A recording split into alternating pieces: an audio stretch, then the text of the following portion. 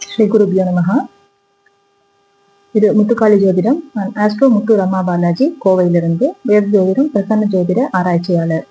மீண்டும் சந்திப்பதில் மிகவும் மகிழ்ச்சி. இப்போது நாம் இந்த வருடத்தில் நடக்க இருக்கக்கூடிய தனி பயிற்சிக்கான பலாபலன்களை விரிவாக பார்க்கணும். முதல்ல பொதுப்படையா சனி பகவானை பத்தின சில விஷயங்கள். சனிங்கிறவர் என்னன்னா, நம்ம இப்ப ஜோதிஷத்துல பொதுவா எல்லாரும் உபயோகப்படுத்தக்கூடிய வார்த்தை கர்மா அப்படிங்கிற வார்த்தை. கர்மா அப்படின்னா என்ன? வினை, நம்ம செஞ்ச செயல். அப்ப ஒரு மனிதனுக்கு வாழ்க்கையில நடக்கக்கூடிய விஷயங்கள் எல்லாமே அவனுடைய செயல்களுக்கு எதிர்வினையாக அதனுடைய பலன்களாகவே அமைகிறது. நம்ம என்ன செஞ்சோமோ அதற்கு உண்டான பலன் தான், அதுதான் நம்மளுடைய வாழ்க்கையிலும் பிரதிபலிக்க போகிறது. இந்த கர்மா அப்படிங்கிறது நம்ம போன ஜென்மத்துல செய்த நல்வினை தீவினைகளுடைய பயன், நம்ம அனுபவித்த நல்லது கெட்டது, அது போக பாக்கி இருக்கக்கூடிய பலன்கள், நம்முடைய முன்னோர்கள் செய்த நல்வினை தீவினைகளுடைய பலன்கள், இது எல்லாமா சேர்த்து இப்போ நம்ம என்ன பண்ணிட்டு இருக்கோமோ அந்த நற்செயல்கள், தீயவை ஏதாவது இருந்தால் அதற்குண்டான பலன்கள், இது எல்லாமா சேர்த்துதான் நம்ம இந்த வாழ்க்கையில அனுபவிக்கிறோம். இப்போ இப்ப செய்யக்கூடிய நல்வினைகள் தீவினைகள் எல்லாமே இப்ப கொண்டு போய் நம்ம சேர்த்துக்கிட்டு இருக்கிற பேங்க்ல அக்கௌண்ட்ல சேர்க்கிற பணம் மாதிரி அது எல்லாமே. ஸோ ஒரு மனிதனுடைய வாழ்க்கையில அவனுடைய அந்த கர்மாக்கான பலனை அவன் அனுபவிக்கிறான் அப்படின்னா, அதை கொண்டு சேர்க்கக்கூடிய கிரகம் என்ன அப்படின்னா, முதன்மையான கிரகம் சனி பகவான். சனி பகவான் சனிங்கிற கோள் ஒரு குளிர் தன்மையுடைய கோள். அது ஃபுல் ஆஃப் நிறைய கேசஸ் அண்ட் ஐஸ் இதுதான் அதுல இருக்குன்னு சொல்லி அறிவியல் சொல்றது. அப்போ அந்த குளிரான அந்த கிரகம் சூரியனை விட்டு ரொம்ப தொலைவில் இருக்கு. மற்ற கிரகங்கள் எல்லாத்தையும் விட ரொம்ப தொலைவில் இருக்கிறது சனி கிரகம்.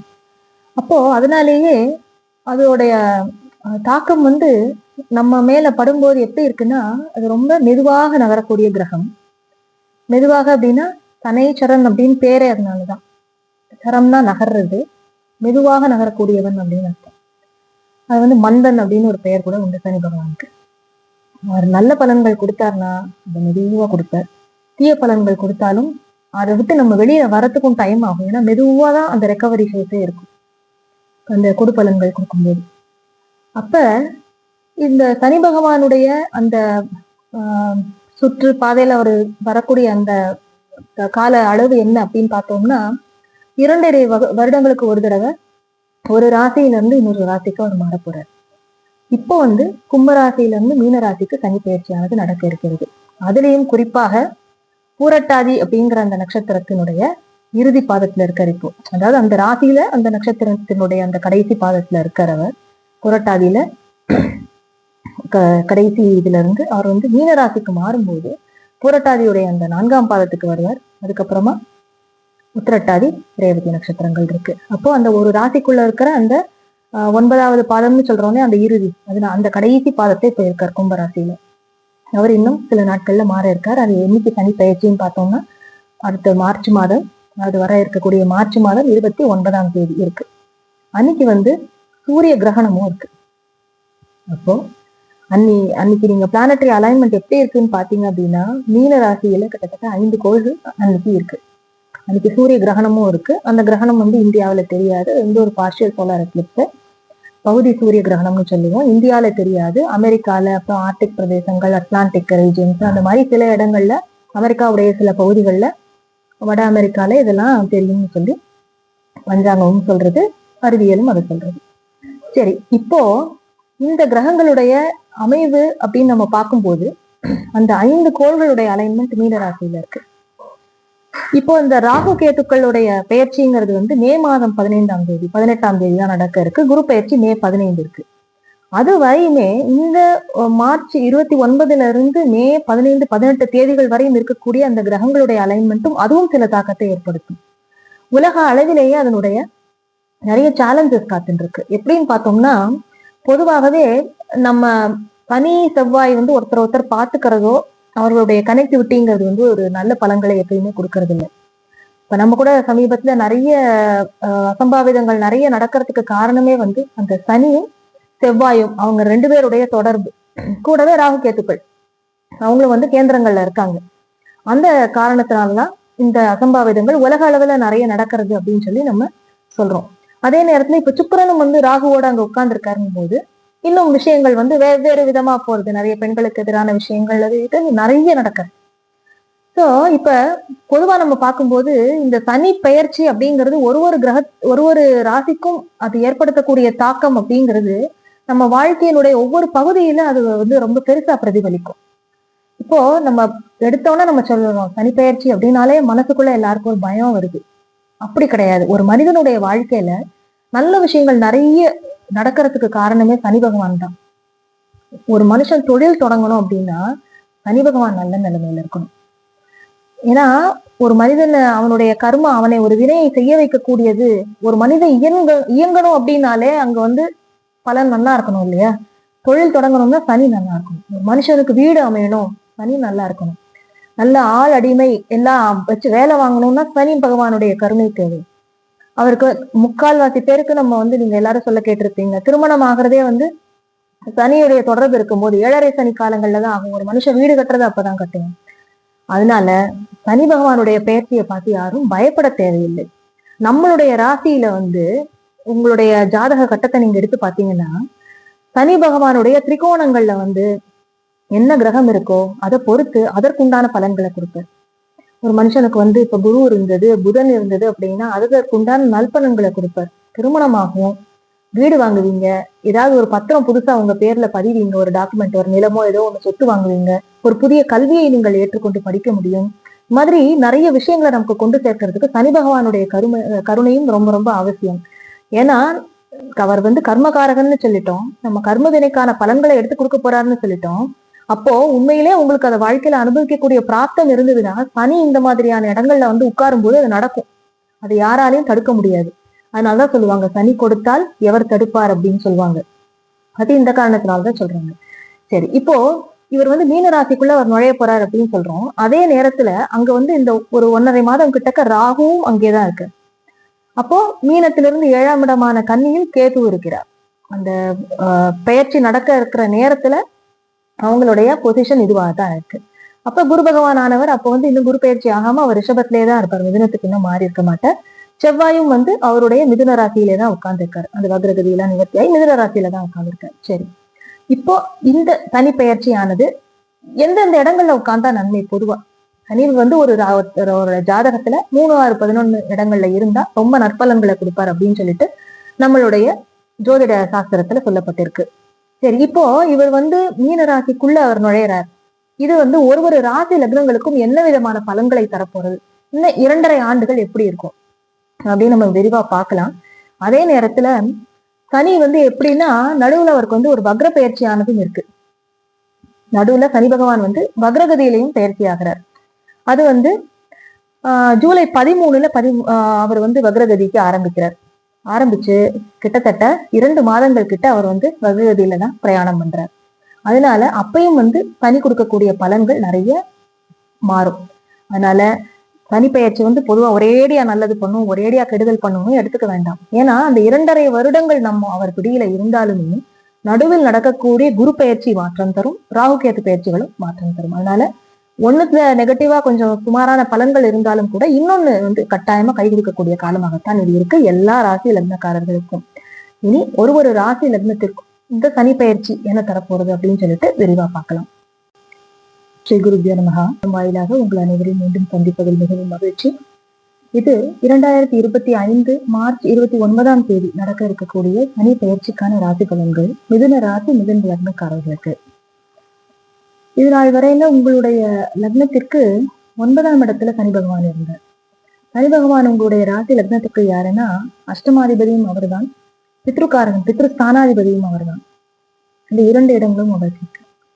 அவர் வந்து இப்போது 10ஆம் இடத்துல போய் உட்காரும் போது இது வந்து உங்களுக்கு நல்ல பலன்களை தான் தரப்போறது ஒரு விதத்துல. ஏன்னு கேட்டா 10ஆம் இடத்தில் ஒரு பாவி, ஏதாவது ஒரு பாவ கிரகம் இருக்கிறது நல்லது அப்படின்னு வேத ஜோதிட நூல்களில சொல்லப்படுது. அப்போ இந்த சனிப்பெயர்ச்சியை மட்டும் நம்ம வச்சு பேசாம இந்த 2.5 வருடங்களுக்கு ஒரு முறை இவர் நகர்றார். அதே போல நடுவுலேயே குரு பயிற்சியும் ராகு கேதுக்களுடைய பயிற்சியும் இருக்கு. இப்ப 10ஆம் இடத்தில் வந்து இது நாள் வரை ராகு அங்கதான் இருக்க. இப்ப சனிப்பெயர்ச்சி நடந்து ஒரு 1.5 மாதங்கள் ராகுவும் அங்கதான் இருக்க போறார். இப்போ ராகு வந்து மறுபடியும் நகர்ந்தவர் 9ஆம் இடத்திற்கு, சனி வந்து இப்ப 10ஆம் இடத்துக்கும் போறார். மீன் டைம் குரு பயிற்சி எப்ப இருக்கு அப்படின்னா மே மாதம் 15ஆம் தேதி இருக்கு. குரு பயிற்சி ஆகி உங்களுடைய ராசி லக்னத்திற்குள்ளேயே நுழைய போறார். இது நாள் வரையும் 12ஆம் இடத்துல இருந்த குரு இப்ப ராசிக்குள்ளே நுழையிறார்.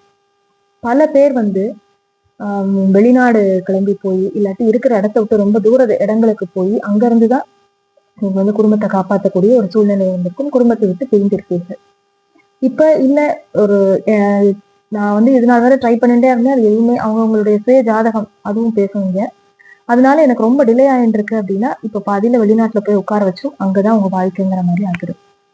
அது வந்து உங்களுக்கு ரொம்ப ரொம்ப நல்லதுன்னு நீங்க எடுத்துக்கணும். ஏன்னா பல சமயங்களில் இந்த மாதிரி வெளிநாட்டுக்கு போய் இருக்கிறது வந்து ஒரு தோஷ நிவர்த்தியாகவும் ஆயிடும் நமக்கு.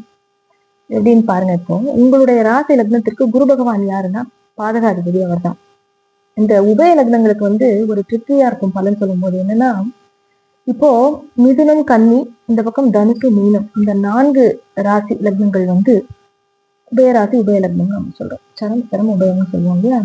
இவங்களுக்கு பாதகாதிபதியாக வர்றவர் யாருன்னா நேர் 7ஆம் அதிபதி. அப்படி பார்க்கும்போது மிதுனத்திற்கும் கன்னிக்கும் குரு பகவானே பாதகாதிபதி, அதே மாதிரி தனுசுக்கும் மீனத்திற்கும் புத பகவானே பாதகாதிபதி ஆயிருங்க. இப்ப என்ன ஆகும்னா, இப்ப பாதகாதிபதியான குரு வந்து உங்க லக்னத்தை உட்கார போறாரு. இது நாள் வரைக்கும் 12ல இருந்தார். ஓகே, அது அதாவது அவர் 12ல இருந்தாருமே உங்களுக்கு யார் அவர் அப்படின்னா 7-11 உடையவர், சாரி 7-10 உடையவர். 2 கேந்திரங்களை கையில வச்சுருக்காரு. ஏன்னா 4, 7, 10 இது வந்து கேந்திரங்கள் இல்லையா, கேந்திர ஸ்தானங்கள்னு சொல்றோம். இப்போ குரு பகவான் வந்து உங்களுக்கு லக்னத்துல வந்து உட்கார்றது நிறைய மிக்சடு பலன்களை தான் தரப்போறது. சுப பலன்கள் எல்லாம் கிடைக்கும்னு சொல்ல முடியாது.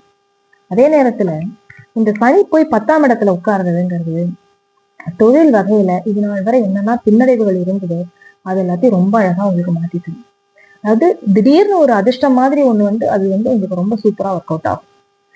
பல பேருக்கு குடியிருக்கிற இடத்த விட்டு வெளி இடத்துக்கு மாறி போய் அதன் மூலமாக லாபம்ங்கிற அந்த விஷயத்த அது கட்டாயம் கொடுத்தே ஆகும்.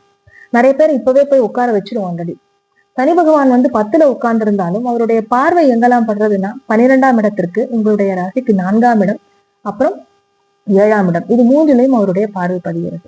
நிறைய பேர் சொத்து வாங்கியிருப்பீங்க, நீங்களே யோசிச்சுக்கோங்க. இல்ல ஒரு அக்ரிமெண்டாவது இப்போ வந்து நீங்க சைன் பண்ணி வச்சிருப்பீங்க, அந்த ப்ராப்பர்ட்டி இன்னும் நீங்க ஆக்குபை பண்ணல அப்படின்னாலுமே இதை சைன் பண்ணி அக்ரிமெண்ட் போட்டுருவீங்க. இது கட்டாயமா நடக்கும் இந்த மார்ச் மாதத்துக்குள்ள. சனி அங்க நகர்ந்து வரும்போது அவருடைய பார்வை வந்து நேரா 4ஆம் இடத்தை பார்க்கறது. அதே நேரத்துல ஆல்ரெடி செவ்வாயும் அங்க உட்கார்ந்துருக்காரு. ஸோ செவ்வாயோட இன்ஃபுளுன்ஸும் அந்த இடத்துல இருக்கும். இப்போ உங்களுக்கு வந்து நல்லது செய்ய போறவர் யாரு அப்படின்னு பாத்தீங்கன்னா, சனி பகவான் வந்து இயற்கையாவே உங்க ராசிக்கு நல்லவர் தான். அவர் வந்து உங்களுக்கு அஷ்டமாதிபதியாக இருந்தாலுமே, எதிர்பாராத விஷயங்களை அவர் தந்தாலுமே, பல நேரங்கள்ல அவர் வந்து உங்களுக்கு நிறைய பாகியங்களையும் அள்ளி கொடுப்பவராக இருக்கிறார். இப்போ தகப்பனார் வழியில ஏதாவது சின்ன சின்ன கஷ்டங்கள் இருந்தது அப்படின்னா அதெல்லாம் இனி மறையும், தோன்றி மறையும் அப்படின்னு சொல்லலாம். அப்போ அவருடைய ஹெல்த் சம்பந்தமான விஷயங்கள் அதெல்லாம் பிரச்சனைக்கு உள்ளா இருந்தது எல்லாமே வந்து பல பேர் வந்து தகப்பனார் வழியிலும் அந்த பூர்வீக விஷயங்கள் அப்பா வழி விஷயங்கள்லயுமே வந்து ரொம்ப ரொம்ப பின்னடைவை சந்தித்த காலம் வந்து ஒரு 1.5 வருடங்களுக்கு முன்னாக இருக்கு. அந்த கஷ்டம் எல்லாமே போய் இப்போ ஓரளவு நற்பலன்கள் உங்களுக்கு கிடைக்கக்கூடியதாகவே இருக்கிறது. அடுத்தது சனி வந்து உங்களுடைய 4ஆம் இடத்தை பார்க்கும்போது கட்டாயமா இங்க ஒரு வாகனம் வாங்குவீங்க, ஏதாவது ஒரு நல்ல ஒரு சொத்து வாங்குவீங்க. அதுக்கு வந்து அதை வந்து மேக்சிமம் ஒரு வீடாவே நீங்க வந்து அதை ஆக்குபை பண்ணிக்கிற மாதிரி இருக்கும். நிலம் அப்படிங்கறத வீடாவே நிறைய வாங்குறதுக்கு வாய்ப்புகள் இருக்கு. ஆனா பத்திரத்தை வந்து நீங்க அதை வாங்கி கையெழுத்து போட்டு படிக்கும்போது மே மாதம் வரைக்கும் நீங்க ரெஜிஸ்ட்ரேஷன் எல்லாம் பண்ணும்போது இல்ல ரொம்ப ரொம்ப கவனமாக இருக்க வேண்டும். ஏன்னா எப்பயுமே வந்து பத்திரப்பதிவுல சிக்கல்களோ இதெல்லாம் கொடுக்கும் அப்படிங்கிறது வந்து புதனுடைய சம்பந்தம் ஏற்படும் போது நடக்கும். நம்ம வந்து கையெழுத்து போடுற விஷயங்கள், தரகு வேலை மீடியேஷன் எல்லாம் பண்றாங்க இல்லையா, அது வேற ஏதாவது ஒரு அக்ரிமெண்ட் போடுறது, ஒருத்தர்கிட்ட அந்த மியூச்சுவல் டீலிங்ஸ் எல்லாம் வச்சுருப்போம் இல்லையா, அந்த மாதிரி ஒப்பந்த அடிப்படையில கான்ட்ராக்ட் வச்சு வைக்கிறது, இந்த மாதிரி விஷயங்கள்ல எல்லாம் ரொம்ப நேர்மையான வழியிலையும் ரொம்ப ரொம்ப கவனமான வழியிலையும் நீங்க அதை செய்யணும். அண்டர்லைன் பண்ணி வச்சுக்கோங்க. எப்பயுமே நேர்மையா அதுல இருந்தீங்கன்னா மட்டுமே சனி பகவான் நல்ல விஷயங்களை உங்களுக்கு கொடுப்பாரு. இதே நேரத்துல இப்ப 4ல வந்து நீங்க சொத்து வாங்குறதுக்கு வந்து இப்ப நிறைய தடைகள் ஓடின்னு இருக்கு. இந்த ஸ்டேஜ்ல நீங்க சொத்து வாங்குவேன்னு சொல்றீங்களே அப்படின்னு சில பேருக்கு சந்தேகம் வரும். ஆனா இது கட்டாயமா நடக்கும். ஏன்னா கேத்து வந்து அந்த இடத்த விட்டு நகர்ந்துட்டாரு அப்படின்னாலே அந்த அதாவது கேத்து வந்து 3ஆம் இடத்துக்கு போறது ரொம்ப ரொம்ப நல்லது. அதாவது 3, 6, 10, 11ஆம் இடங்கள் வந்து இந்த சர்ப்ப கிரகங்களுக்கு ரொம்ப நல்ல பிளேஸ் அது. அதாவது சனி பகவானுக்கும் அதுவும் நல்ல பிளேஸ் தான். இப்போ இந்த இந்த சாயா கிரகமான கேது வந்து 3ல போய் உட்கார்றதுங்கிறது உங்களுக்கு ரொம்ப ஒரு சிக்கல் இல்லாத ஒரு நிலையை தரும். அப்போ அது எல்லாமே உங்களுக்கு வந்து ரொம்ப ஒரு சேஃபஸ்ட் விஷயங்களை கொடுக்கும். அப்போ ஒரு நாள் இருக்கிற வரைக்கும் தான் வந்து நிறைய தடைகள் கொடுத்துருக்கும். நிறைய பேருக்கு அவங்களுடைய கல்வியிலையும் நிறைய தடைகள் இருக்கும். அம்மாவோட ஹெல்த்ல ப்ராப்ளம்ஸ் இருந்திருக்கும். இனியும் ஆனா அம்மாவோட ஹெல்த்தை நீங்க ரொம்ப ரொம்ப பாத்துக்கணும். ஏன்னா சனி பகவான் வந்து 4ஆம் இடத்தை பாக்குறார். 4ங்கிறது நம்மளுடைய சுகஸ்தானமும் கூட. அதே நேரத்துல அவர் வந்து நமக்கு அஷ்டமாதிபதி. அவர் என்ன ரோல் பிளே பண்றாருங்கிறது இருக்கு. அஷ்டமாதிபதியும் அவர் தான். உங்களுடைய 9ஆம் இடத்திற்கு பூர்வ புண்ணிய ஸ்தானத்துக்கு அதுக்கு உண்டானவரும் அவர் தான். உங்களுடைய பாகியங்களை அவர் தான் உங்களுக்கு எடுத்து கொடுக்க போறாரு. அப்பா தாத்தா வழியில உங்களுக்கு என்னெல்லாம் பிளெஸிங் இருக்கோ அதை கொடுக்கக்கூடியவர் வந்து சனி பகவான் தான். அப்போ அதே நேரத்துல எதிர்பாராத விஷயங்கள், அந்த அஷ்டமஸ்தானத்திற்கு உண்டான விஷயங்களையும் கொடுக்கக்கூடியவர் அவர் தான். அதுல மட்டும் நீங்க ரொம்ப கவனமா இருக்கணும். 7ஆம் இடத்துக்கு சனி பார்வைப்படும் போது என்ன ஆகும்னா, 7ஆம் இடம்ங்கிறது என்ன நான் அடிக்கடி சொல்லுவேன், நம்மளோட அன்றாடம் நம்ம சந்திக்கக்கூடிய நபர்கள், அது வந்து 7ஆம் இடம். நம்மளுடைய ரொம்ப க்ளோஸ் ஃப்ரெண்ட்ஸு, நம்மளுடைய அந்த ஒத்த கருத்துடையவர்கள்னு சொல்லுவோம் இல்லையா, நம்மளுடைய சேம் என்னோட சீக்வன்சிலே இருக்கீங்கன்னு சொல்லுவோம் நம்ம. அந்த சேம் தாட் ப்ராசஸ்ல இருக்கணும். அந்த மாதிரி ஆட்கள்ங்கிறது 11ஆம் பாவகம். ஆனா அது அன்றாடம் சந்திக்கக்கூடிய புது புது மனிதர்கள் அப்படின்னு சொல்லும்போது அது வந்து 7ஆம் இடம். அப்போ 7ஆம் இடம்ங்கிறது உங்களுடைய ஒரு பார்ட்னரை குறிக்கும். அவங்க பிசினஸ் பார்ட்னரா இருக்கலாம், அவங்க லைஃப் பார்ட்னரா இருக்கலாம், மனைவியோ கணவனோ, அவங்கள குறிக்கிறது 7ஆம் இடம். இப்ப கலத்திரை வகையிலையும் சில பிரச்சனைகளை அவர் கொடுத்தார். அஷ்டமாதிபதியா இருந்து 7ல போய் 7ஆம் இடத்தை அவர் பார்க்கும்போது அவர் வந்து சில சங்கடங்களையும் கொடுத்துதான் பின்னர் நிவர்த்தி ஆகும். சில பேருக்கு வந்து திருமண முயற்சி அப்படிங்கிறது வந்து டக்குன்னு நடந்துராது, கொஞ்சம் ஸ்லோவா போய் தான் பிக்கப் ஆகும். குரு பயிற்சிக்கு அப்புறம் மலமலன்னு இருக்கும் அது எல்லாமே. ஆனா அதுல வந்து நீங்க உங்களுடைய திருமணத்தை முடிவு செய்யும் போது மிக மிக கவனமாக இருக்கணும். ஆரம்பத்துல வந்து சில விஷயங்கள் நமக்கு ஓகே அப்படின்னு பட்டாலுமே பின்னாடி வந்து அது எப்படின்னா, நிறைய ஜாதகங்களே நம்ம பார்க்கும்போது சில பேருக்கு கல்யாணம், இப்ப நம்ம இந்த உதய லக்னங்கள்னு சொல்லுவோம் இல்லையா, நிறைய ஜாதகங்கள் நான் பார்த்திருக்கேன். அது எப்படின்னா, கணவனோ மனைவியோ அவங்க வந்து பாதகாதிபதி வந்து லக்னத்திலேயே உட்கார்ந்துருப்பாரு. அப்ப என்ன ஆகும்னா, திருமணத்திற்கு அப்புறம் அவங்க வாழ்க்கையே மாறி போய் அவங்க கணவர் நல்லதே பண்ணினா கூட அதை அவங்களுக்கு வந்து ஒரு அது வந்து திருப்தியாகவும் இருக்காது, கொஞ்சம் மோசமாக தான் அது இருக்கும். அதன் மூலமா பிரச்சனைகள் வந்துட்டே இருக்கும். இப்ப அந்த கணவன் மனைவி உறவுல வந்து பிரச்சனைகள் அப்படிங்கிறது வந்து ரொம்ப ரொம்ப கவனமாக நம்ம இருக்கக்கூடிய காலகட்டம் இது.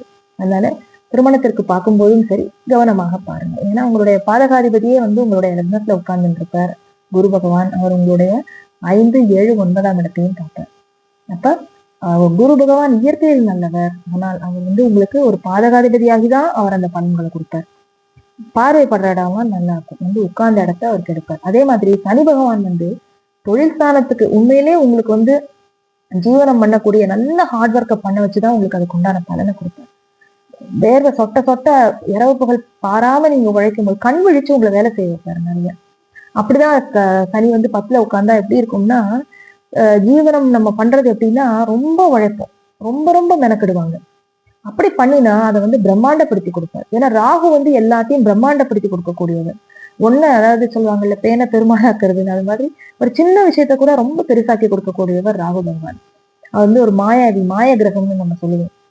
அந்த ஓவர் நைட்ல வந்து ஒபாமா ஆறது எல்லாம் நம்ம சொல்றோம். அந்த மாதிரி ஓவர் நைட்ல ஒருத்தர் பணக்காரனானா அப்படின்னு சொல்றது எல்லாமே அந்த ராகு பெருக்கி தருவார். தொழில் ஸ்தானத்துல அவர் இருக்கும்போது சில சிக்கல்களை கொடுத்தாலுமே அவர் அதை விருத்தி பண்ணி கொடுப்பார்.